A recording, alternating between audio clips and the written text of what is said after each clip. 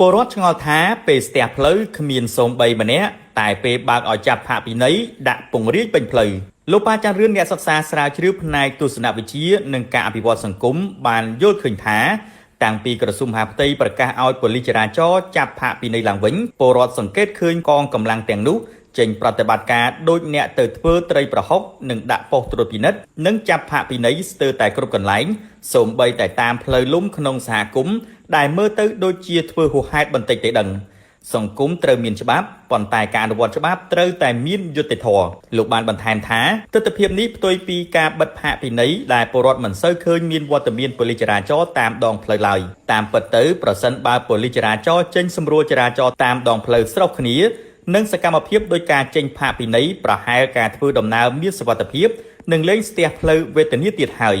ហេតុដូចនេះពលរដ្ឋទូទៅចង់បានប៉ូលីសចរាចរណ៍ដែលជួយដោះស្រាយបញ្ហាកកស្ទះចរាចរណ៍ជាជាងចាំតែស្ទះចាប់ផាកពិន័យយ៉ាងណាជុំវិញរឿងនេះផងដែរលោកផែងវណ្ណៈក៏បានបញ្ចេញមតិផ្ទាល់ខ្លួនដែរថា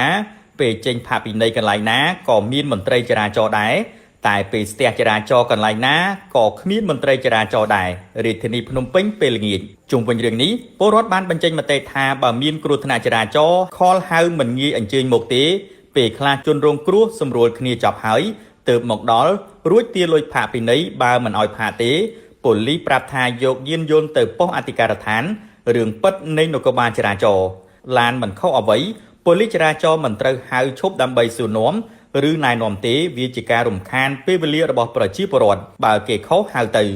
ពិតជាត្រឹមត្រូវណាបងកាលមិនទាន់ចេញចរាចរណ៍ឲ្យផាកពិន័យច្បាប់ចរាចរណ៍នៅគ្រប់បណ្ដាស្តុបពុំមានឃើញប៉ូលីសចរាចរណ៍ឈរជើងនោះទេគឺស្ទះស្ទើររាល់ថ្ងៃតែពេលចេញចរាចរណ៍ឲ្យចាប់ផាកពិន័យច្បាប់ចរាចរណ៍សង្កេតឃើញថាគ្រប់ស្តុបមិនដឹងជាប៉ូលីសមកពីណាទេគឺច្រើនណាស់នេះជារឿងពិតមិនកាឡៃបើមន្ត្រីចរាចរណ៍ថាមិនពិត